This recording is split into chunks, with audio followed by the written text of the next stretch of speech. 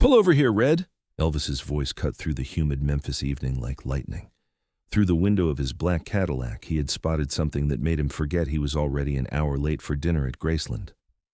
On the steps of the Peabody Hotel, a young girl was singing with a voice so pure it could make angels weep. What happened in the next 20 minutes would transform not just one life, but an entire family's destiny forever. It was September 18th, 1965, and 15-year-old Maria Elena Vasquez was setting up her usual evening spot on the marble steps of Memphis's most prestigious hotel. Her battered guitar case, held together with silver tape and hope, contained the few dollars she'd managed to earn that afternoon singing outside Woolworth's. Her voice was her family's only lifeline in a world that seemed determined to break them. Maria Elena had been singing on these streets for 8 months, ever since that terrible day when her father, Miguel, had been injured in a construction accident that left him unable to work. With her mother, Carmen, taking care of 3 younger siblings while cleaning houses for wealthy families, every dollar Maria Elena earned went straight into their survival fund hidden in a coffee can behind their stove. The Vasquez family lived in a cramped apartment above Hernandez Market on the south side of Memphis, where the rent was cheap but the walls were thin and the heat barely worked in winter. Maria Elena's world consisted of school during the day and street performing in the evenings, singing the Spanish lullabies her grandmother had taught her alongside the American pop songs she heard on the radio. Her voice was extraordinary, a pure, crystalline soprano that seemed to carry the pain and hope of generations. When she sang Ave Maria in Spanish, grown men stopped and wept. When she performed Elvis's Love Me Tender, teenage couples held each other closer. But Maria Elena sang not for applause or recognition, but for the handful of coins that would help her family buy groceries and keep the lights on. The Peabody Hotel steps had become her most lucrative spot because of the wealthy guests who appreciated fine music and had money to share. The hotel management tolerated her presence because she was respectful, talented, and never caused trouble. Some of the regular guests specifically requested that the Angel Girl be singing when they returned from their evening dinners. On this particular September evening, Maria Elena was performing her signature song, a hauntingly beautiful Spanish version of Danny Boy that her grandmother had taught her before passing away the previous year. Her voice soared over the busy street, cutting through the noise of traffic and conversation, creating a bubble of pure music that transformed the ordinary hotel steps into something sacred. Elvis had been returning from a business meeting at RCA's Memphis office when he heard the voice that stopped him cold. At first, he thought it was a recording being played somewhere nearby. The voice was too perfect, too pure to be coming from a live performer on the street. But as his driver, Red West, slowed the car in the evening traffic, Elvis saw her, a petite teenage girl in a simple white dress, her long black hair flowing over her shoulders as she sang with her eyes closed, completely lost in the music. "Red, I need to hear this up close," Elvis said, his hand already reaching for the door handle.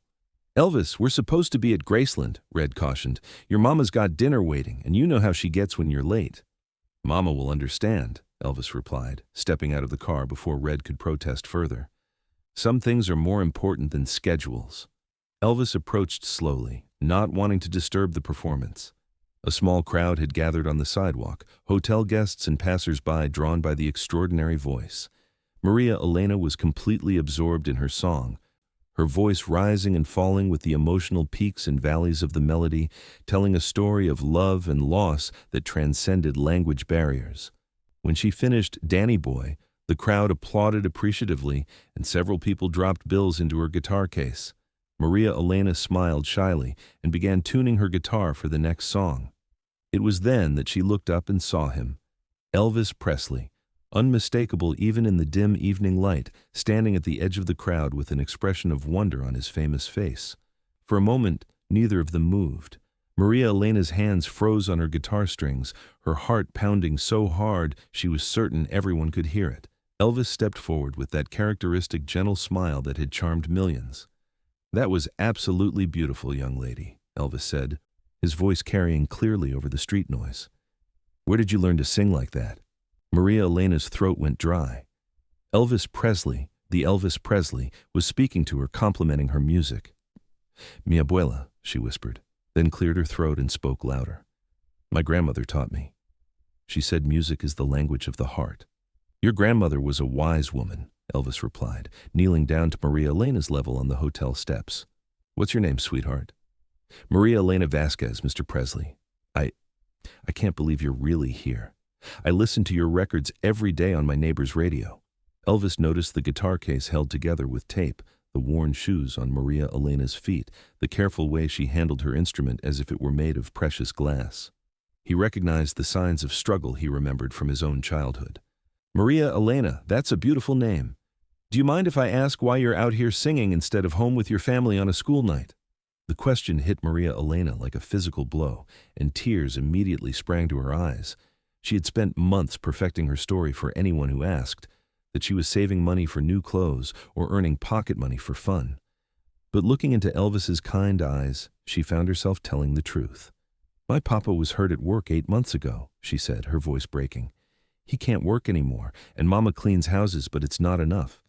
We have my little brothers and sister to feed. I sing because... She paused, wiping her eyes. I sing because it's the only thing I'm good at that people will pay for.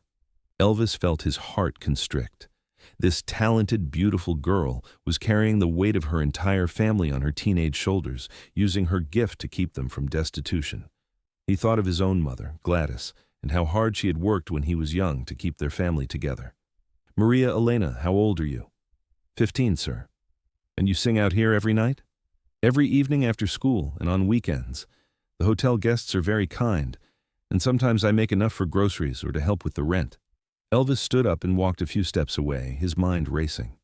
When he turned back to Maria Elena, his expression had changed from casual interest to determined purpose. I want you to sing something for me, he said. Something that means something special to you. Can you do that? Maria Elena nodded eagerly and positioned her guitar. She chose La Llorona, a traditional Mexican ballad about loss and redemption that her grandmother had sung to her as a child. As her voice rose into the evening air, everything else seemed to fade away. The traffic noise diminished, the crowd grew larger, and even the usually bustling hotel entrance became quiet as guests stopped to listen. The song was heartbreakingly beautiful, filled with a maturity and emotional depth that seemed impossible from someone so young. Maria Elena sang with her eyes closed, channeling not just her own pain, but the collective sorrow and hope of her family, her community, her heritage. When she finished, the silence lasted for several seconds before thunderous applause broke out from what had become a crowd of nearly 50 people. Elvis was visibly moved, wiping tears from his eyes. Maria Elena, that was one of the most beautiful things I've ever heard. You have a gift that money can't buy and schools can't teach. Thank you, Mr. Presley. That means everything to me. I want to ask you something, and I want you to think carefully before you answer. How would you feel about coming to my recording studio tomorrow afternoon? I'd like some professional musicians to hear what you can do. Maria Elena stared at Elvis in disbelief. Your studio? But I don't understand. Why would you want to help me? Elvis knelt down again, speaking quietly so only Maria Elena could hear. Because 20 years ago, I was a poor kid from Mississippi with nothing but a voice and a dream, and somebody took a chance on me. Somebody believed in me when nobody else did. Now, I want to do the same for you. But I can't take anything from you, Mr. Presley. My family, we don't take charity. This isn't charity, Maria Elena. This is recognizing talent when I hear it. But I have one condition. Maria Elena's heart sank. There was always a catch. You have to promise me you'll finish high school. Education is just as important as music. Can you promise me that?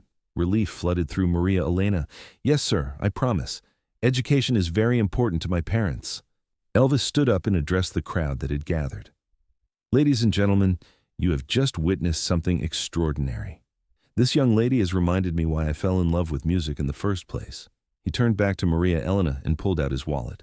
Instead of giving her money, he handed her a business card. This is my personal number. I want you to call me tomorrow morning, and we'll arrange for you to come to the studio. He reached into his jacket and pulled out a small, leather-bound notebook. This belonged to my mother. She wrote down all her favorite songs in here. I want you to have it. Maria Elena's hands shook as she accepted the notebook. Mr. Presley, I can't take this. It's too precious.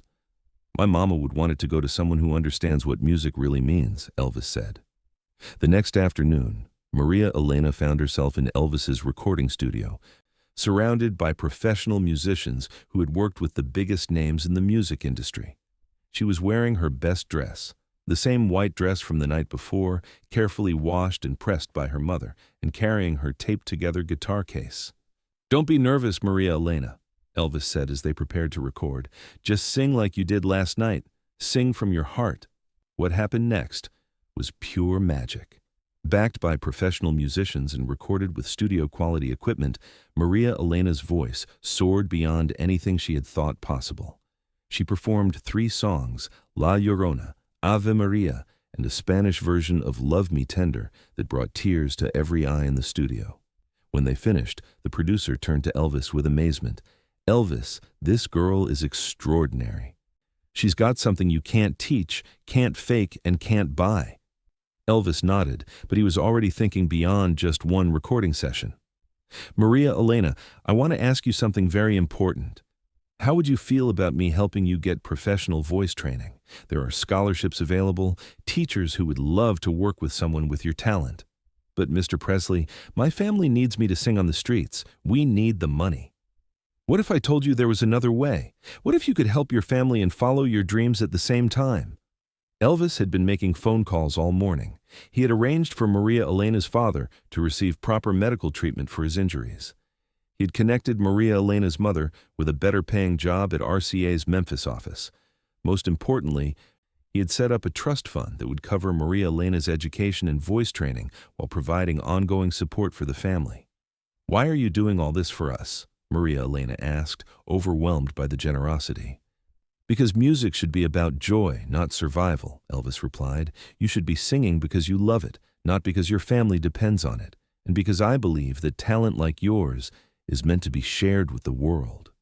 6 months later, Maria Elena performed at the Grand Ole Opry, the youngest artist ever to grace that historic stage. Elvis introduced her himself, telling the audience about the night he discovered her on the hotel steps. Her performance of La Llorona received a standing ovation that lasted 5 minutes. Maria Elena Vasquez went on to become one of the most celebrated crossover artists in music history, recording albums in both Spanish and English that topped charts around the world. She was the first Latina artist to win a Grammy for Best Pop Vocal Performance, and her autobiography, From Hotel Steps to Center Stage, became a bestseller. But success never changed her fundamental character. Every year on September 18th, the anniversary of meeting Elvis, Maria Elena returns to the Peabody Hotel steps to perform for free, just as she did as a teenager. The concert, now called Angel Night, has become a Memphis tradition, raising money for scholarships for young Latino artists. The Vasquez family prospered beyond their wildest dreams. Miguel's medical treatment was successful, allowing him to return to work in a supervisory role that accommodated his limitations. Carmen opened her own house-cleaning business, eventually employing 12 people. Maria Elena's younger siblings all attended college, funded by the trust Elvis had established. Maria Elena kept Elvis's mother's notebook her entire career, referring to it whenever she needed inspiration or faced difficult times. She often said it contained more than just song lyrics. It contained the wisdom of a mother who understood that music could heal any wound and lift any burden. When Elvis died in 1977, Maria Elena sang Ave Maria at his memorial service, her voice filling Graceland with the same pure beauty that had first captured his attention 12 years earlier. She dedicated the performance to the man who taught me that kindness is the most beautiful music of all. The recording studio session from that day in September 1965 was eventually released as an album called Angel Voice, with all proceeds going to the Maria Elena Vasquez Foundation for Young Artists. The foundation has provided scholarships and support to over 2,000 young musicians from disadvantaged backgrounds. Today, a bronze plaque on the Peabody Hotel steps marks the spot where Maria Elena was discovered, reading, "Here on September 18, 1965, Elvis Presley discovered Maria Elena Vasquez, proving that extraordinary talent can be found in the most ordinary places, and that one act of kindness can change not just one life, but the world." The story of Elvis and Maria Elena reminds us that greatness often exists in unexpected places, waiting for someone to notice, to listen, to believe. It shows us that the most powerful force in the world isn't fame or fortune, but the simple human act of recognizing potential in others and helping them achieve it. Maria Elena often tells young artists who seek her advice, "Talent is God's gift to you. What you do with it is your gift to the world. But remember, you never know who might be listening, so always sing with your whole heart." On that September evening in 1965, a poor teenage girl singing on hotel steps became the recipient of life-changing generosity from a man who never forgot what it felt like to struggle. And in return, she gave him something equally precious, the reminder that music, at its best, is about connecting hearts across all barriers of language, culture, and circumstance. Sometimes magic happens when you least expect it. Sometimes dreams come true on marble steps in front of fancy hotels. And sometimes all it takes to change the world is one person willing to stop, listen, and believe in the power of pure, honest music sung from the heart. The girl who sang like an angel became an angel to thousands of others, proving that kindness, like music, has the power to echo through generations, creating harmony in a world that desperately needs it.